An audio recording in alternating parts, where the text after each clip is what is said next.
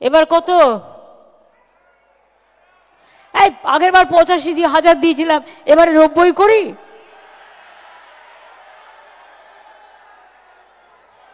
আচ্ছা দেখি কোন কারা কি চায়। 90, 95, 1, ওকে 1,10,000।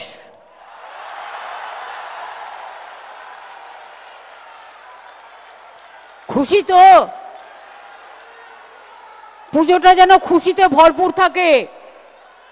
আর যে ক্লাব মমতা ব্যানার্জির 1 লক্ষ টাকা শর্তাধীন দিলে, বিনা শর্তে সরকারি টাকা দিচ্ছে নি, যদি মমতা ব্যানার্জির ছবি টাঙানোর শর্তে টাকা নেন, তাহলে আর যাই হোক অভয়ার বাবা মার সঙ্গে অন্যায় করা হবে বলে আমি মনে করি।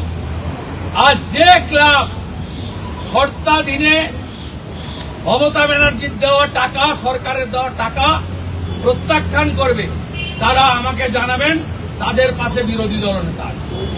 নমস্কার বন্ধুরা, আমার নাম ধ্রুবজ্যোতি সরকার। বাড়ল পুজোর অনুদান। ভোটের আগে 45,000 পুজো কমিটির প্রত্যেককে 1,10,000 টাকা করে অনুদান। 2025-এ বাড়ল আরও 25,000 টাকা। দুর্গাপুজোর জন্য উদ্যোক্তাদের এবছর 1,10,000 টাকা করে অনুদান দেওয়ার কথা ঘোষণা করলেন মুখ্যমন্ত্রী মমতা বন্দ্যোপাধ্যায়। সঙ্গে যোগ হলো বিদ্যুতের ছাড়। বিদ্যুতের বিলও 80% মকুবের ঘোষণা করে দিল রাজ্য সরকার। টাকা দিতে হবে না ফায়ার লাইসেন্সের জন্য। যারা মমতা ব্যানার্জির পুজোর শর্তাধীন টাকা নিতে প্রত্যাখ্যান করবে, তাদের পাশে বিরোধী দলনেতা। সংবাদ মাধ্যমের মুখোমুখি হয়ে মমতাকে কটাক্ষ শুভেন্দুর। আমরা আইপিএল এর নিলাম দেখেছিলাম ক্লাব কেনার, এখানেও দেখলাম 85, আচ্ছা 90, তাতেও হবে না 95, 1 লাখ। সবাই বললে হাততালি দিয়ে উঠলো, হ্যাঁ 1 লাখ, সবাই তো তাই জানতো। বললো না 1,10,000 ডান, হাতুড়ি মেরে দিল। সরকারের যেটা কাজ, মানুষের লেখাপড়া শিক্ষা, এই কাজের যে সরকার নেই, সেই সরকার কি করবে? টাকাগুলো লুট করবে আর মেলা খেলা ফষ্টি নষ্টি তাতে উৎসাহ। অনেকে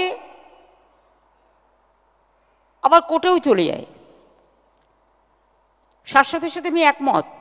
কেউ কেউ বলেন ममता जी तो दुर्गा पूजा करने नहीं देती, ও তো সরস্বতী পূজা भी नहीं करे। তারা আমাদের ঘরে ঘরে সরস্বতী পুজো হয়, ঘরে ঘরে লক্ষ্মী পুজো হয়, সবাই জানে। গণপতির পুজোও এখানে হয়, সব পুজো হয়, এমন কোনো উৎসব নেই যা হয় না। আমাদের দুর্গা পূজা, যখন আমি দুর্গা পুজোর ব্যাপারে মিটিং করি, কেউ কেউ কোর্টেও চলে যায়। কেউ কেউ বলে কেন ওদের সাহায্য করা হবে? আরে ভাই, এটা একটা উৎসব।